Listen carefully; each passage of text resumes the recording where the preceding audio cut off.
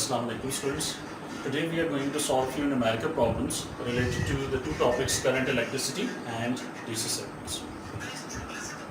There are three numerical problems that I have included in this worksheet that we are going to attempt today. So let's start attempting these questions. Our first question is, again, it is related to, actually it is a combination of all the chapters. Few parts are there from the current electricity and few parts are there from the DC circuits. So first of all, you have a look at the numerical problem. After that, we will start attempting this. Okay. If you have gone through this question, now first part of the question is state in terms of the structure why metals are good conductors. The metals are good conductors because they possess free electrons. Every one of us know that conductors are the substances which allow the electricity to pass through them, and electricity is actually the flow of electrons. Okay? The rate of flow of electrons is called as current, electric current. So therefore, any substance which possesses free electrons, that will be a good conductor. And as metals possess free electrons, metals possess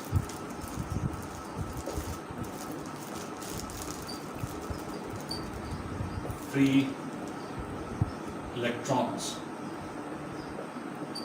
That is why they are good conductors of electricity. And the second part of the question is,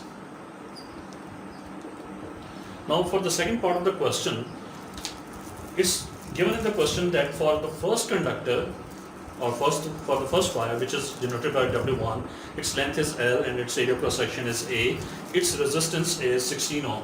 The resistance of wire W1 is equal to 16 ohm when its length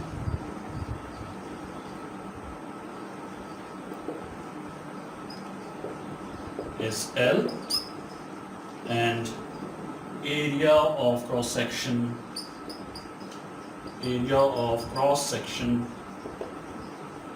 is equal to A. Now there's a question, can determine the resistance of wire W2. But we have to find the resistance of wire W2 whose length is half of the length of this wire. Okay. Suppose if length of this wire is 1 meter, then the length of the new wire is 0.5 meter. If area cross section of this wire is 1 meter square, then for the next wire or the wire 2, the area cross section is 2 meter square. Okay. So area is doubled, and it's actually, this is the topic related to the factors which affect the resistance. The resistance is, we know that resistance is directly proportional to the length of the conductor, and resistance is inversely proportional to the area of cross section. It means when we say the resistance is directly proportional to length, it means if length is halved, then resistance is also halved. Now, for area cross section, the relationship between resistance and area cross section is inverse relationship. So, when area cross section is doubled, area of cross section is doubled, then resistance will be halved. So both the factors are in this way, that both the factors are going to halve the resistance. If resistance of first wire is 16 ohm, so when length will be halved, it will halve this length, half this resistance. That is, resistance will become 8 ohm. Again, when area cross section will be doubled, again it will halve. That means now we have to halve 8 ohm. So half of 8 ohm will be equal to 4 ohm. So resistance of wire W2, okay, there are two steps. Will be halved. 16 divided by 2 for the first factor when length is halved, and it will be equal to 8 ohm. And again we have to divide 8 ohm by 2 for the factor when area of cross section is doubled. So area of cross section is doubled, mean resistance is halved. So again we are going to half it, and this will become 4 ohm. Okay. Now the resistance of wire W2 is, this is for the second part, when resistance of wire 1 is 16 ohm, when length of the wire is doubled, length is half and area cross section is doubled, then resistance will be half twice. So new resistance or resistance of wire 2 will become 4.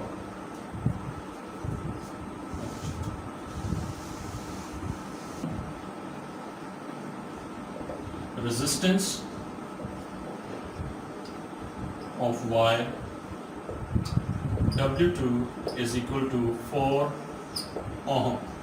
And the second part is we have to find the effective resistance of, for B part 2, we have to find the effective resistance or total resistance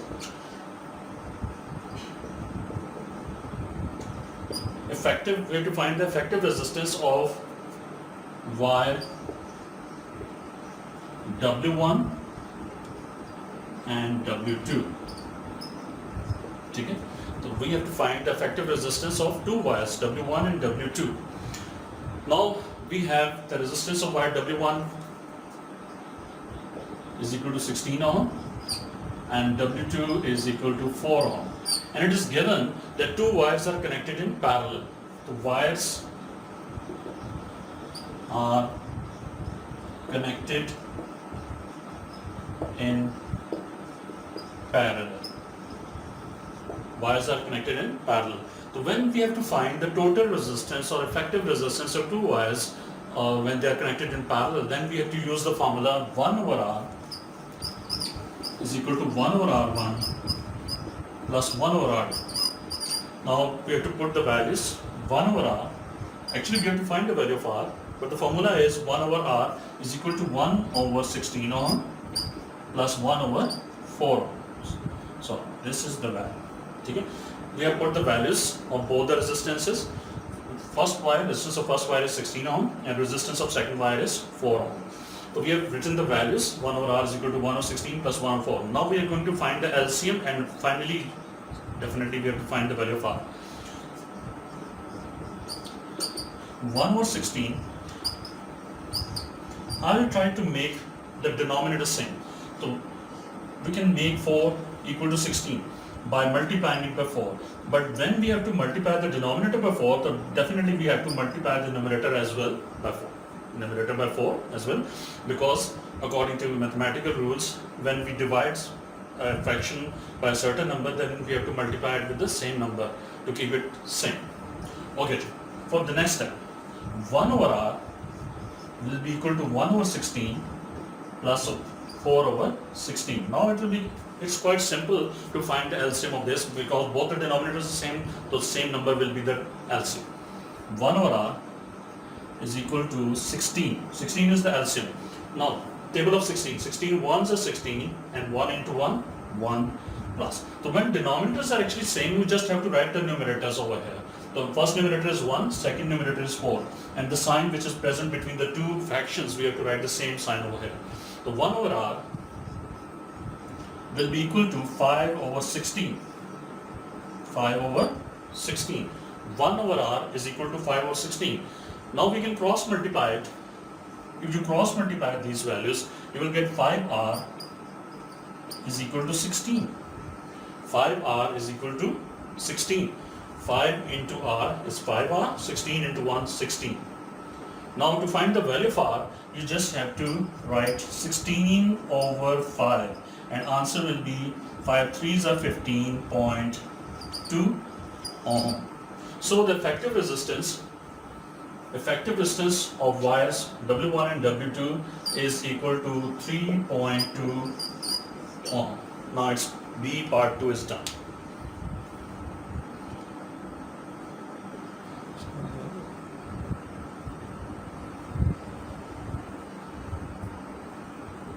Now we are through with these two parts, A and B. And now we have to do part C. Again, part C has two parts, 1 and 2. In first part, we have to write the definition, and in part 3, in the second part, we have to compare the three currents. For that, I will draw a circuit. Now we move to the next part, that is part C. And again, if you have gone through this question, you will find out that in part C, part 1, you just have to write the definition of EMF. And definition of EMF is the energy supplied by a source in driving unit charge around a complete circuit. The energy supplied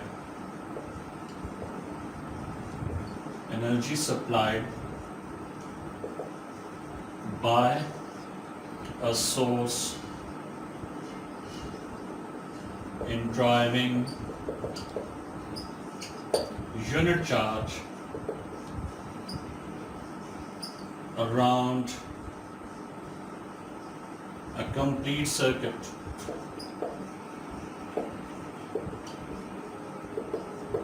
Okay, C part 2, actually this is really an important part. We have to compare the three currents, IB, which is the current in the circuit, which is denoted by IB, and I2, which is the current in wire 2, and I1, which is the current in wire 1. And both the wires are connected in parallel. So first of all, I'll draw a circuit over here with the battery of certain EMF. Two wires. I'm going to represent these wires by the symbol of resistor. First wire W1, having resistance R1 equal to 16 ohm. And there is another wire W2 having resistance of 4 ohm, and these two resistors are connected in parallel. We already know that whenever two resistors are connected in such a way that there are two common points between them, then this combination is called as parallel combination. So I've represented a parallel combination of two wires W1 and W2. Two resistances 16 ohm and 4 ohm are shown over here. Now, if this battery has an EMF or potential difference of V, so let's start. Let's suppose that current I has started flowing from the battery towards these resistances. The moment this current reaches over here, I, and in this question, this current is represented by IB.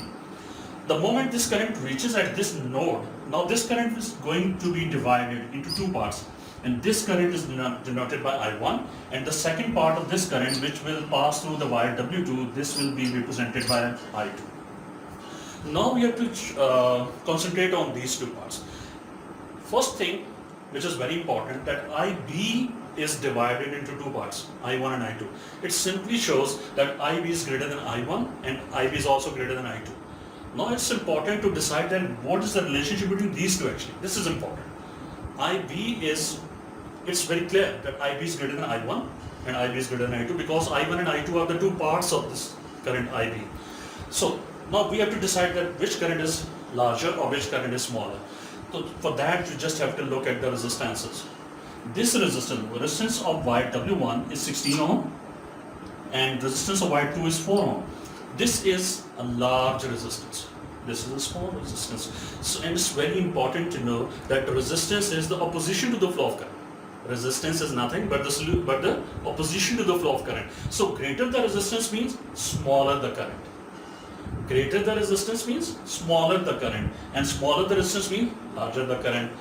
It means I1 is smaller than I2 or I2 is larger than I1. So when we have to write the relationship, the greatest or the largest value of the current is IB. So first of all, we need to write IB. Now we have to write in descending order actually. The largest value of current is IB. Then we have to write the current I2, and finally we have to write the current I1, which this is the smallest current in this circuit. So IB is greater than, this is the symbol for greater than. IB is greater than I2 and I2 is greater than I1. So actually we have written these currents in descending order. So you will find out the options over here and you will find the correct option from these given options. Okay.